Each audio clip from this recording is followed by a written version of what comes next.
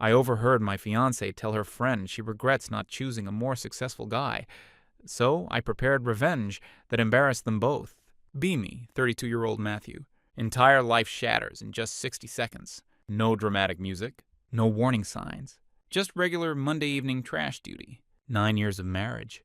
9 freaking years. 3 weeks ago, grabbing trash bags from the garage. Hear Natalie's 30th voice. She's sitting in her car. Something she does when she wants privacy for calls. Normally, I'd have just grabbed the bags and bounced. Something in her tone makes me pause. I know, I just thought he'd be more by now, you know? Like we're in our 30s, and he's still just there. Same position, same salary range. When I see what Thomas has accomplished, that's when my blood turns to ice. Thomas. The ex she claimed was ancient history. Her sister Lisa laughs through the speaker. Can't make out every word. But what I do hear is plenty. You can always upgrade after the mortgage is paid off. Then Natalie says it. The words that keep playing in my head at 3 a.m. I married down. He's a mediocre man with average everything. Average looks, average ambition, average everything else too, if you know what I mean. More laughter. I stand there, trash bags in hand, completely frozen. Like literally couldn't move. Ever had that feeling where your body just shuts down? Eventually, I grab the bags and leave without a word. She never even knew I was there. That night at dinner, she smiles and asks about my day like nothing happened. I smile back and lie. Just the usual. You guys ever had to sit across from someone who's just emotionally gutted you and pretend everything's fine? It's a special kind of hell. The next 2 weeks were educational. Start paying attention. Really paying attention. Like how Natalie always puts her phone face down now. How she'd been working late twice a week for the past 3 months. How she'd get texts that made her smile in that specific way, then quickly erase them. I'm not proud of what I did next, but we're past pride at this point. While she's showering, I check her phone. Takes me 3 tries to guess her passcode. Her childhood street number, BT Babu. Not exactly NSA level security. There it is. Thomas. Dozens of messages. Nothing explicitly sexual, but plenty of I miss talking to you, and if only things had been different. Some messages refer to meetups for coffee over the past few months. Coffee, right? But here's the real kicker. I find bank statements for an account I didn't know existed. She'd been squirreling away money for over a year, around $25,000 that I knew nothing about. $25,000? I take pictures of everything with my own phone.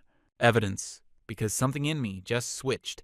The shock was wearing off, and in its place was this cold, calculating anger I didn't recognize. I don't confront her. That's what she'd expect. Explosion, drama, tears. Instead, I start planning. I call my buddy Kevin, 33 Mess, and ask if his spare room is still available. Call a lawyer. Start separating my finances. Gather important documents. Create a checklist in my notes app with a deadpan title, Exit Strategy. All while smiling at dinner.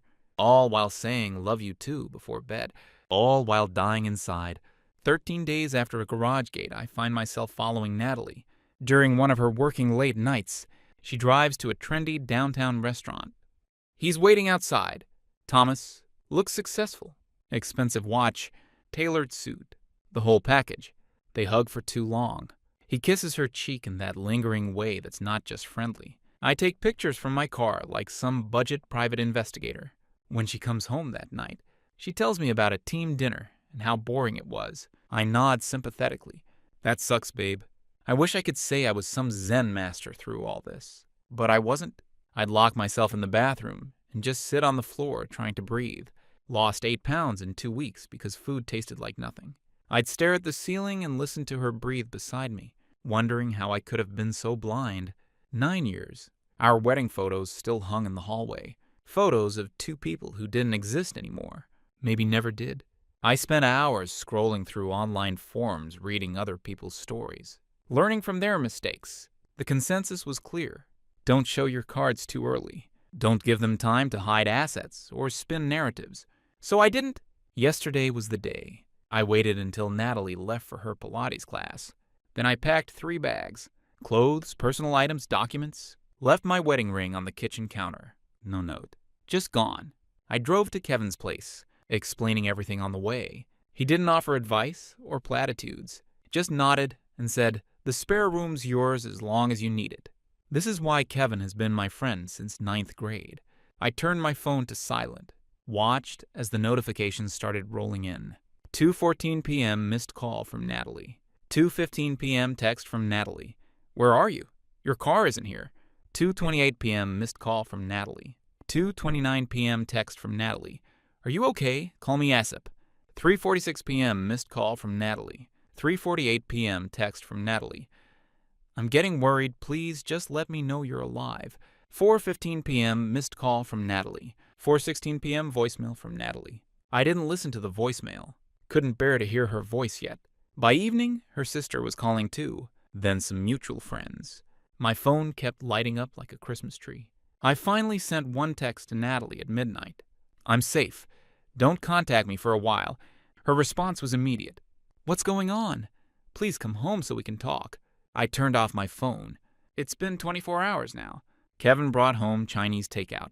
We ate in silence while watching some mindless streaming show. He didn't push me to talk, which I appreciated. I've started making lists. Who to contact, what to do next, how to divide 9 years of accumulated life. The lawyer I spoke with, Oliver, gave me solid advice about finances and next steps. Said I did the right thing by documenting everything before leaving. Tomorrow I'll call my bank, change passwords, set up mail forwarding, all the administrative crap that comes with unraveling a life. You know what's funny? In all her complaints about me being average, Natalie never once tried to actually talk to me about any issues, never suggested couples therapy, never said, I'm unhappy, let's fix this. Just straight to Thomas, straight to her backup plan. I keep thinking about that mortgage comment. You can always upgrade after the mortgage is paid off, like I was some starter home she was planning to flip once she'd built enough equity. Well, surprise, babe. This mediocre man just walked out before you could cash in. I've turned my phone back on. 16 missed calls today alone. Texts, voicemails, social media messages from friends asking what happened. She doesn't know what I know, doesn't know what I heard. She's probably spinning stories about me having some kind of breakdown. But I'm not breaking down. For the first time in weeks, my head feels clear. There's a strange power in having nothing left to lose. This is just the beginning. I haven't even started yet. Update 1. The support has been weirdly helpful. Like thousands of internet strangers validating that I'm not crazy helps somehow. It's been exactly 61 days since I walked out. 61 days of rebuilding myself, while watching Natalie's life slowly unravel from a safe distance. Someone asked if silence is really revenge. Trust me, to someone who's used to controlling the narrative, silence is torture. The morning after I left, I woke up on Kevin's lumpy guest bed feeling like I'd been hit by a truck. For a split second, I forgot everything. Then it all came crashing back, and I just lay there staring at an unfamiliar ceiling, with a water stain shaped vaguely like Italy. My phone had 37 notifications. I ignored them all. Made my first strategic call instead. To my bank. Turned out to be perfect timing. Our mortgage payment, $2,700, was scheduled for automatic withdrawal the next day. I froze our joint account. Transferred exactly half of our savings into my personal account. Explained to the banker that I was separating from my wife. The guy on the phone didn't even sound surprised. Probably deals with this shit all day, Natalie texted while I was on the call. The joint account is frozen. What are you doing? I didn't reply. By noon, I changed all my passwords, contacted the credit card companies, forwarded my mail to a P.O. box. Basic divorce prep 101 stuff I'd researched during those 2 sleepless weeks before leaving. Kevin came home for lunch, Yerfperks, found me making a spreadsheet of all our shared assets. He just nodded and said he was ordering food. Did I want anything? That's the thing about true friends. They don't ask annoying questions like, are you okay, when you're obviously not okay. Week 1 was systematic financial separation, not to drain accounts or screw her over, just to protect myself. Week 2 was focused on physical health. Kevin had a decent home gym set up in his garage. Nothing fancy. Just a bench, some adjustable dumbbells, and a pull-up bar. I started with pathetically light weights. Could barely do 3 pull-ups without shaking like I was having a seizure. But the physical pain felt clarifying, like it matched what was happening inside, for once. By week 3, Natalie's messages shifted. From angry, "You can't just disappear like this. What is wrong with you?" to concerned, Everyone is worried about you.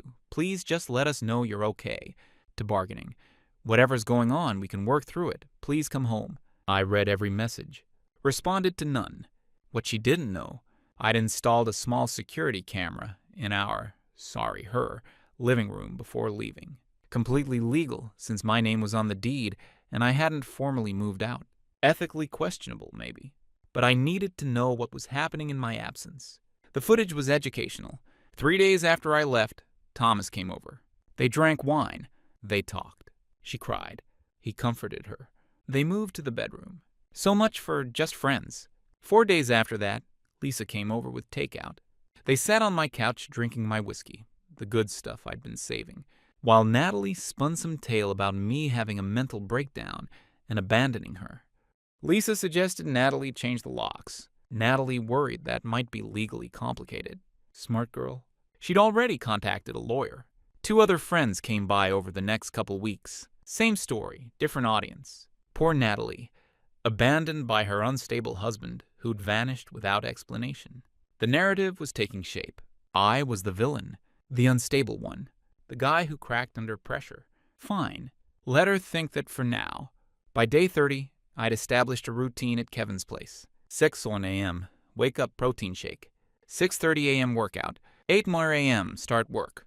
Remote, thankfully. 6 p.m. therapy session twice a week via video call. 8 p.m. check house camera. 10 p.m. sleep, or try to. The therapist, recommended by Oliver the lawyer, specialized in betrayal trauma. She didn't sugarcoat anything or push forgiveness. Just gave me practical tools to manage the rage and anxiety. Best $100 an hour I've ever spent. I'd lost 11 lbs of fat and gained 4 pounds of muscle. Downloaded one of those fitness tracker apps. Watched my resting heart rate drop week by week. Small victories.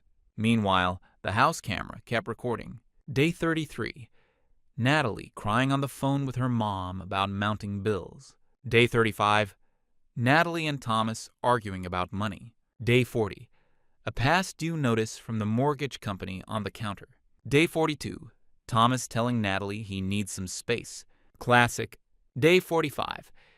Natalie frantically searching through files, probably looking for financial documents. It's weird.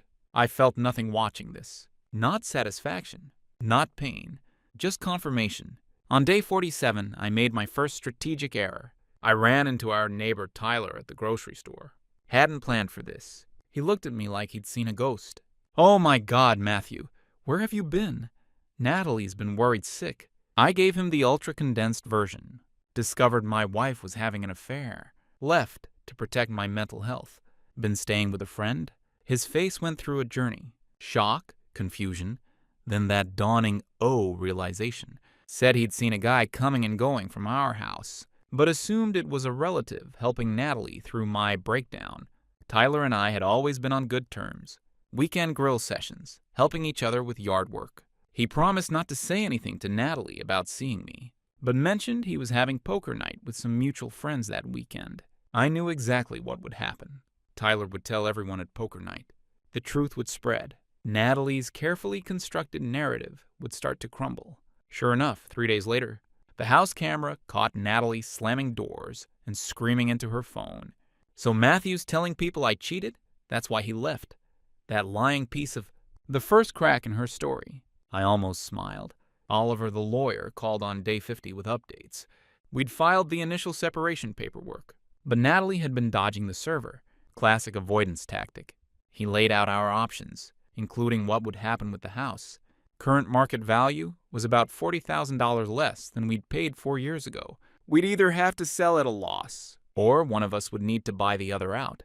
Given Natalie's missed mortgage payments, now 2 months behind, her credit score was tanking. Buying me out wasn't an option for her anymore.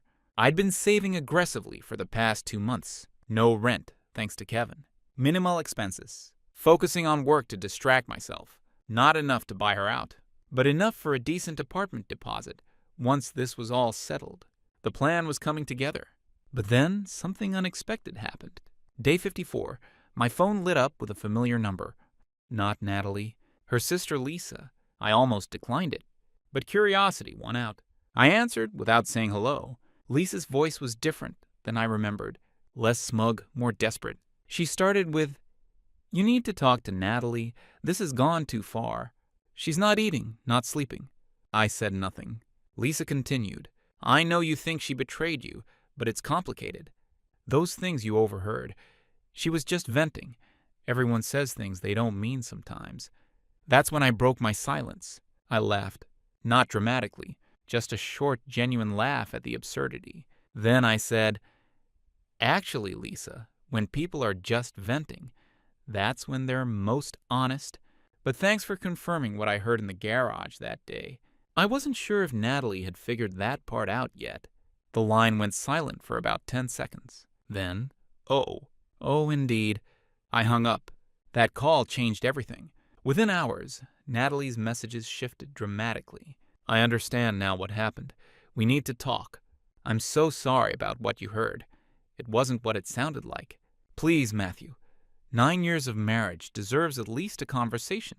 For the first time in 54 days, I replied, "Nothing to talk about. Divorce papers are coming. Sign them." She called immediately. I didn't answer. Then came the financial reality check. A foreclosure warning from the bank. Apparently, Natalie had been using her secret savings for something other than mortgage payments. The camera caught her pacing, crying, frantically making calls. Thomas didn't come over anymore. Funny how quickly upgraded men disappear when the situation gets complicated. Day 60, the server finally caught Natalie at work and delivered the divorce papers. She came home and threw them across the living room, then sat on the floor and cried for 45 minutes. I watched through the camera app, feeling that same strange emptiness. What I'd expected to feel like victory just felt hollow. That night, I did something I hadn't done in 2 months. I drove by our house, just once, slowly, at 11 p.m. The lights were on. Her car was in the driveway, along with another I didn't recognize, not Thomas's. I parked down the street and waited. 20 minutes later, a woman emerged. Claire, one of Natalie's friends from her book club. They'd never been particularly close before. Interesting development. When Claire left, I used my key, never changed the locks after all, entered the house for the first time in 2 months, just to retrieve the camera. I didn't need it anymore. The house smelled different, looked different.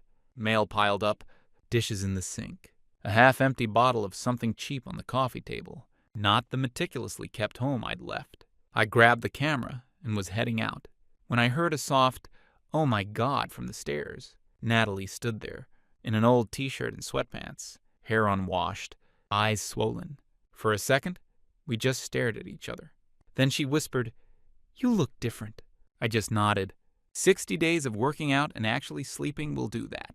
She took a step down. I took a step back. Then she said it. "I'm sorry. I know you heard me that day in the garage, and I know about the camera. Claire helped me find it last week. I deserve all of this. I didn't feel the satisfaction I'd expected, just tired." I put the camera in my pocket and turned to leave. She said, "I know I have no right to ask anything of you, but can we talk? Just once, before the lawyers take over everything?" I looked at her, really looked at her for the first time in 2 months. This woman I'd loved for 9 years. This stranger who'd called me mediocre while planning to upgrade. "Fine," I said. "Coffee shop on Oak Street. Tomorrow, 2 p.m., come alone." Her face showed something like hope. I felt nothing. As I walked out, my phone buzzed 16 times in rapid succession. Missed calls from earlier that day that were just now coming through. All from Natalie. The cell reception in the house had always been shit. 16 missed calls. Full circle. I got in my car and drove away, wondering what the hell I was going to say to her tomorrow. 61 days of calculated silence. And now I needed to find the right words. But this time it would be on my terms. Finally, update. I arrived at the coffee shop 30 minutes early. Not from anxiety. Pure strategy. Needed time to pick the right table. Corner, back wall, full view of the entrance. And get mentally centered. The barista already knew my order. Black coffee, no sugar. I'd been coming here every morning for the past 2 weeks. Small routines. Tiny footholds in a life that had become unrecognizable. While waiting, I scrolled through comments on my last post. The opinions were divided to say the least. "Don't meet her. It's a trap. Record everything. Just ghost her forever, King. She's going to try to manipulate you. Stay strong." I appreciated the support. But this wasn't about revenge anymore. Strange how 60 days of rage can suddenly collapse into something quieter. Not forgiveness, just clarity. At 1:58, Natalie walked in, 2 minutes early. She'd always been punctual. One of the things I'd loved about her. She scanned the room, spotted me, hesitated. I noticed 3 things immediately. She'd lost weight. Too much. Her clothes hanging loose. No makeup. Hair pulled back. The antithesis of her usual put-together self. She was carrying a thick manila folder. As she approached, I remembered the first time I'd seen her. At a friend's housewarming, laughing by the snack table. 9 years and a lifetime ago, she sat down without ordering, hands shaking slightly, said my name like a question. My prepared opening line evaporated. Instead, I just pushed the recorder on my phone across the table and hit start. Old-school voice memo app. Not hidden. Fully visible. She nodded, understanding without explanation. Fair enough. The conversation that followed wasn't what I expected. I'd imagined dramatic apologies. Tears? Maybe even pleading. Prepared counters for manipulation tactics I'd read about online. Instead, she spoke quietly, methodically. Said she'd spent the past month in therapy herself. 3 times a week. Paid out of pocket, since our insurance only covered limited sessions. She'd printed out a timeline of our relationship, including when things had started to go wrong from her perspective. 2 years ago, when I'd turned down a potential promotion that would have required relocation. She'd felt stuck, resentful, never said it directly. Instead of talking to me, she'd reconnected with Thomas through social media, just messages at first. Then coffee, then more. As she spoke, I sipped my coffee, watching her over the rim. The strange thing was how ordinary it all sounded. No grand passion, no sweeping romance. Just 2 flawed people making shitty choices. Her affair with Thomas wasn't some epic love story. Just garden-variety selfishness. The garage conversation. She didn't deny any of it. Said she'd been performing for her sister, trying to sound more decisive and less confused than she actually felt. Lisa had always thought Natalie settled for me. Natalie had been playing to that audience. Not an excuse, she clarified, just context. I let her talk for 23 minutes without interruption. Then I reached into my own bag and pulled out my evidence folder. Bank statements. Screenshots. Photos of her with Thomas. Placed them on the table one by one. Not dramatically. Just matter-of-factly. Like laying out tax documents. Her eyes widened at the photos. You followed me? I shook my head. Parking lot security camera. Friend works there. A lie, but a necessary one. No need to reveal all my methods. Then I played the audio. The garage conversation I'd recorded on my phone that day. The day everything changed. Hearing it again after all this time was strange. Like watching a car crash in slow motion when you already know the outcome. I married down. He's a mediocre man with average everything. Her face crumpled. She didn't try to explain it away this time. I stopped the recording and finally spoke at length. Told her how those words had replayed in my head for months, how they'd fundamentally changed how I saw myself, our marriage, her. You don't recover from something like that, I said. There's no version of us after those words. She didn't argue, just nodded slightly, eyes down. Then she opened her manila folder. Financial documents, mortgage statements, credit reports, bank letters. The reality was stark. We were underwater on the mortgage by $267,000. Her credit score had tanked to 540. Mine was holding at 728. The bank had started foreclosure proceedings. This is where things got truly surreal. Instead of begging for reconciliation, she laid out a pragmatic proposal. She would sign the divorce papers without contest. She would agree to sell the house. She would take full responsibility for the affair in writing, removing any fault consideration.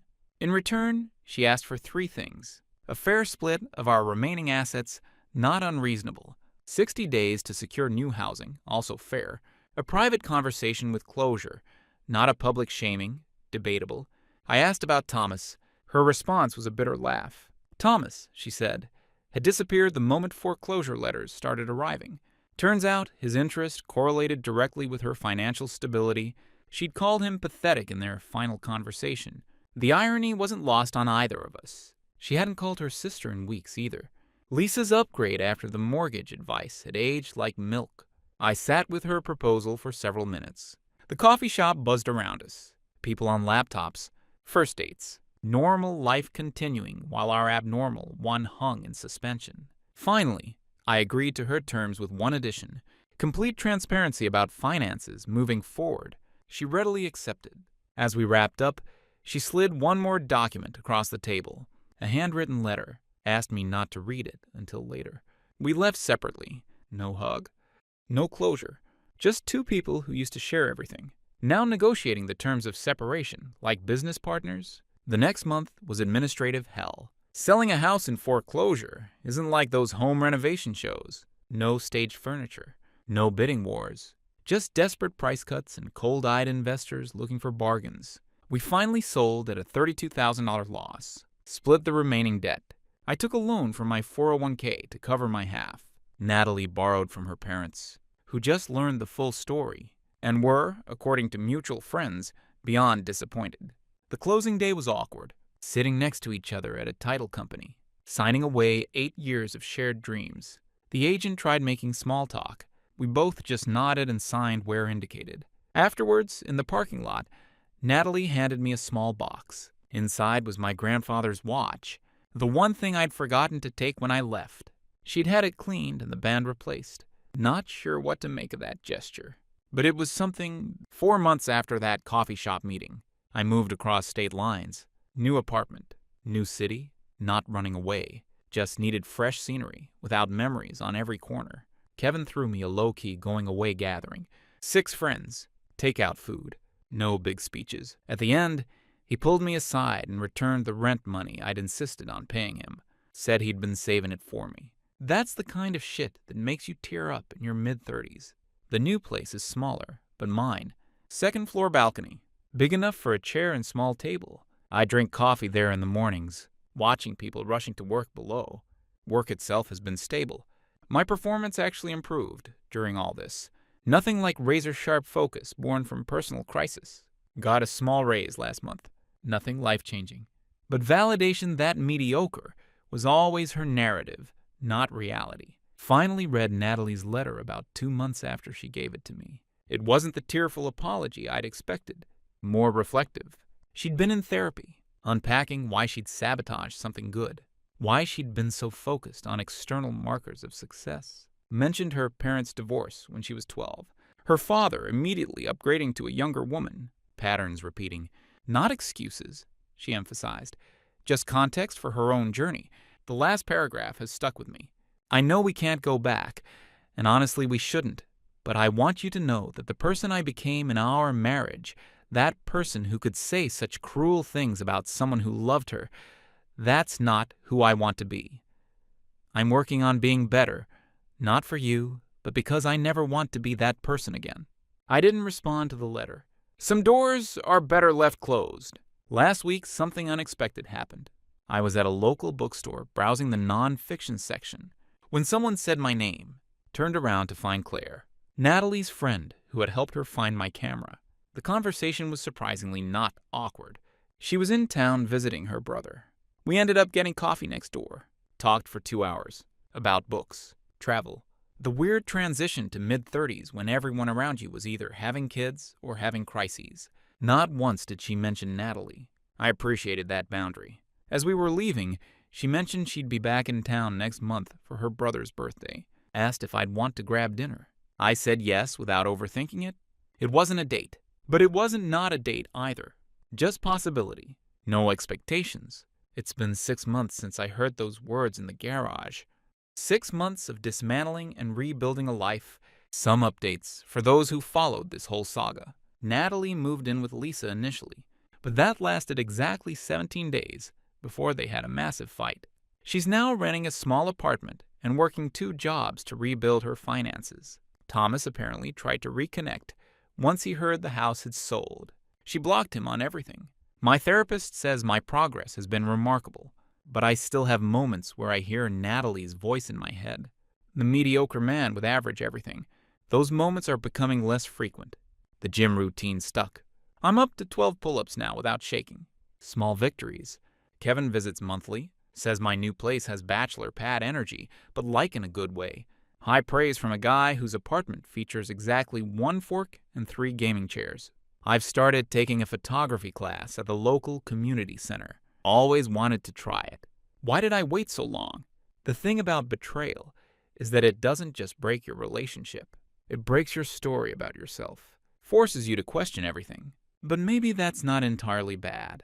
I'm not the same person who stood frozen in that garage with trash bags in his hands.